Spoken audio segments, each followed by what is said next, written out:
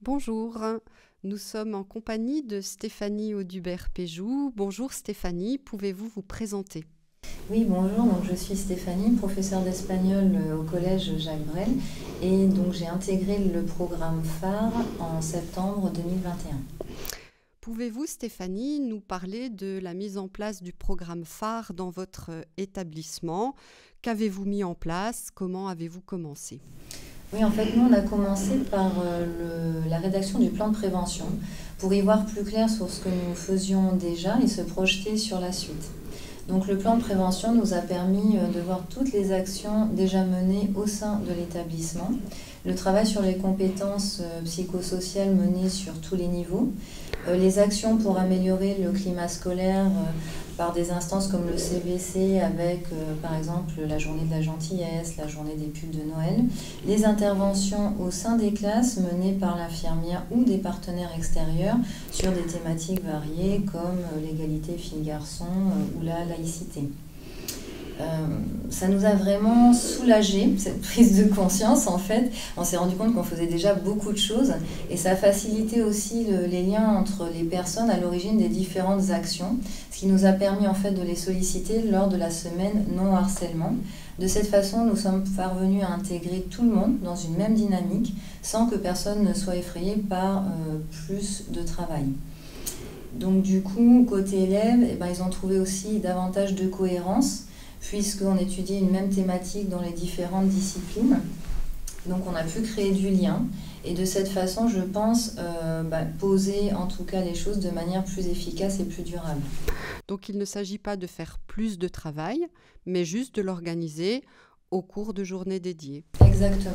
Et de pouvoir bien montrer le lien qu'il y a entre les différentes disciplines sur cette même thématique. Ce plan de prévention nous a également permis de fixer des repères car nous avions fait au préalable un diagnostic sur le climat scolaire. Ces repères nous permettront de voir les progrès accomplis ou pas grâce à la mise en place du programme phare, mais aussi nous a permis de mettre en évidence la nécessité de créer du lien entre les différentes actions menées au sein de l'établissement qui concourent toutes finalement au bien-être de l'élève. Avez-vous rencontré des difficultés particulières? Si oui, lesquelles et comment les avez-vous surmontées? Alors, les demandes de phare quant aux actions à réaliser, elles avaient des échéances qui étaient vraiment très très courtes.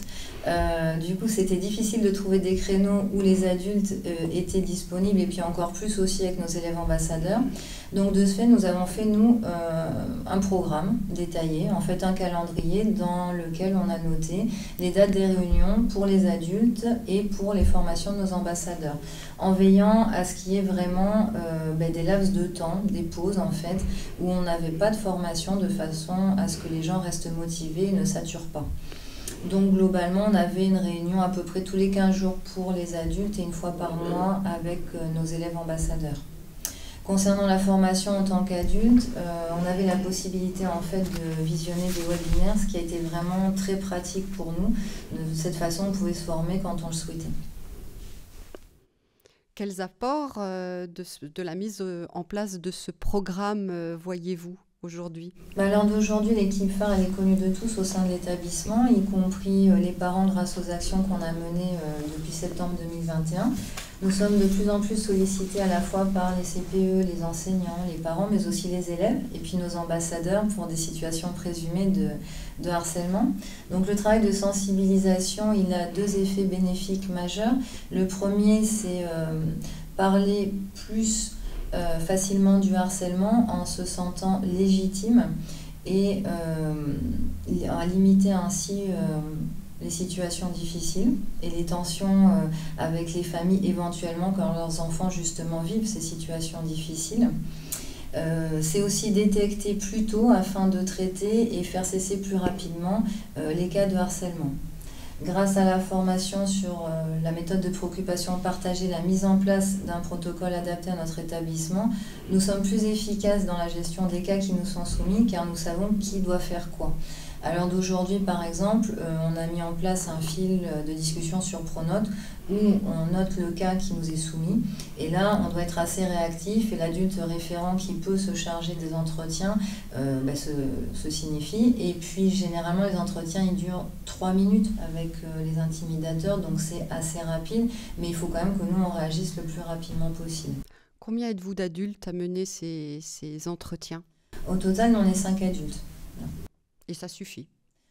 Oui, ça suffit, même si c'est vrai que depuis que phare a été installé, on sent bien qu'on a plus de cas qui nous sont présentés très vite finalement par les CPE, la plupart du temps, pas tout le temps, et du coup c'est vrai que ça va plus vite aussi dans la gestion parce qu'on prend le cas dès le démarrage, j'ai envie de dire. D'accord. La méthode de préoccupation partagée, elle s'avère efficace pour résoudre les cas de harcèlement, et c'est ce qui nous encourage aussi dans cette dynamique-là. Et puis, de manière générale, ça permet de faciliter les relations entre les élèves, d'échanger avec les collègues sur des problématiques de classe, d'assurer un suivi, et puis globalement d'améliorer la qualité de vie dans notre collège. Je vous remercie beaucoup, Stéphanie, de votre témoignage. Au revoir. Au revoir, merci.